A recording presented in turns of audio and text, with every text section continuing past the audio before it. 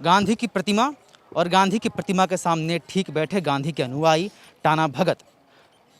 ये मुख्यमंत्री के इंतज़ार में थे। चलता हुआ चरखा देखिए, ये वास्तविक जो ओरिजिनल चरखा है, लकड़ी का बना हुआ चरखा है, इलेक्ट्रॉनिक नहीं है। और देखिए किस तरह सूत काता जा रहा है। इनके हाथ में कपास है, रुई है और ये सूत काटते हुए बनाया जा रहा है। समझते हैं इनसे कि क्यों यहाँ बैठे हैं और जिस उद्देश्य से बैठे थे क्या वो उद्देश्य पूरा हो सका है। बाबा क्या नाम है आपका? मेरा नाम चड्डरा टाना भगत है। मांडर प्रखंड, रांची जिला, झारखंड राज्य के ही रहने वाले हैं। तो अभी आप सबसे पहले यहाँ देख रहे हैं कि ये चरखा चल भी रहा है। और ये चरखा, सबसे पहले मैं चरखा का बात करता हूँ। देश की आज़ादी की लड़ाई के धरोहर, हथियार, लोगों ने तो अस्त्र और शास्त्र से लड़े, पर टाना भगतों का हथियार ये चरखा है। ये टाना भगतों का इस देश की आज़ादी की लड़ाई की हथियार ये चरखा है। ठीक भी है, लेकिन आप लोग किस मांग को लेकर यहाँ बैठे? तो हम लोग को आज देश की आज़ादी के पहले तो हमारे पूर्वजों ने अपना घर द्वार, खेत खलिहान, सारे चीज़ को माने परिवार को भी छोड़ दिया कि देश की आज़ादी हो और सभी देशवासियों को माने स्वतंत्र हो, आज़ाद हो। इस मुद्दे पर हमारे पूर्वजों ने खेत खलिहान सब छोड़ के, घर द्वार छोड़ करके देश की आज़ादी की लड़ाई लड़े और देश की आज़ादी हुई। और ये गांधी जी के जितने भी गांधी जी आंदोलन छिड़ा था, सारे आंदोलन को हमारे पूर्वजों ने सफलता प्राप्त किए, उनके बताए हुए मार्ग पर चले और देश की आज़ादी हुई। आज आज़ादी हुआ 70-72 साल हो रहा है।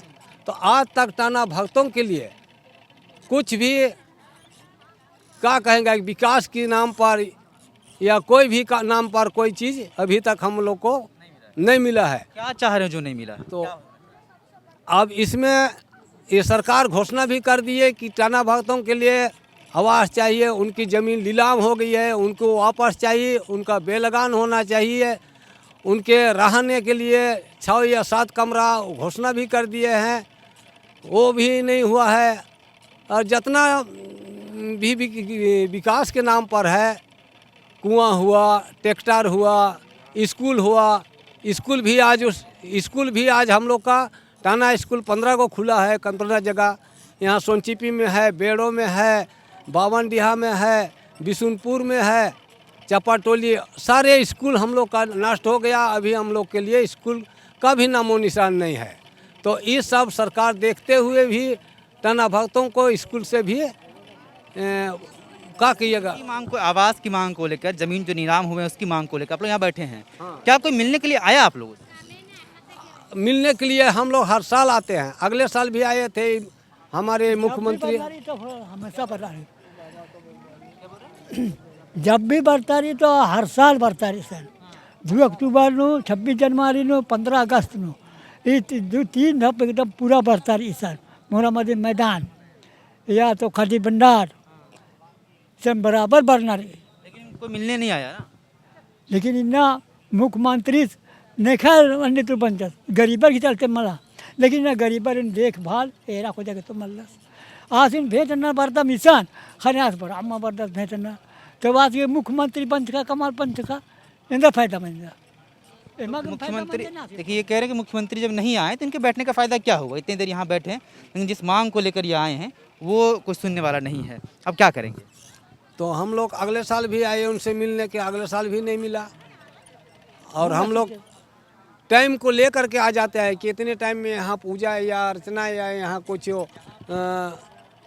बात होती है, इसी को हम लोग सुनने और सुनाने के लिए आते हैं। तो हम सब टाना भगतों का बातों को कोई सुनने वाला नहीं है, ना सुनाने वाला नहीं है।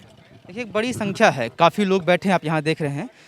उस तरफ से देखना शुरू किए, औरतें हैं, बुजुर्ग हैं, युवा हैं, जो टाना भगत जो गांधी के अनुयायी कहे जाते हैं। इनके हाथ में देखिए झंडा है जो बांस की लकड़ी पर बंधा हुआ है। झंडे में चरखा है जो गांधी का प्रतीक है।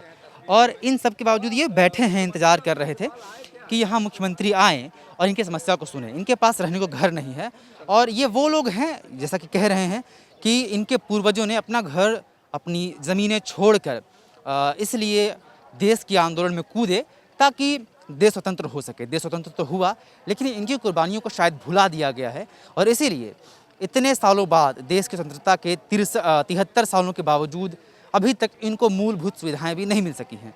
इन सुविधाओं, बेसिक सुविधाओं की मांग को लेकर ये हर साल यहाँ बैठते हैं, लेकिन कुछ होता नहीं है। इस बार होने की उम्मीद हो ना हो, लेकिन मुख्यमंत्री आए ही नहीं, कोई मंत्री नहीं आए बापू वाटिका में जो इनकी बातें सुन सके। देखते हैं कि क्या इनकी बात भी मुख्यमंत्री तक पहुँचती है और क्या आने वाले दिनों में इनकी समस्याएं दूर हो पाती हैं। आप देख रहे हैं द फॉलोअप, सहयोगी ऋषभ के साथ विवेक। नमस्कार।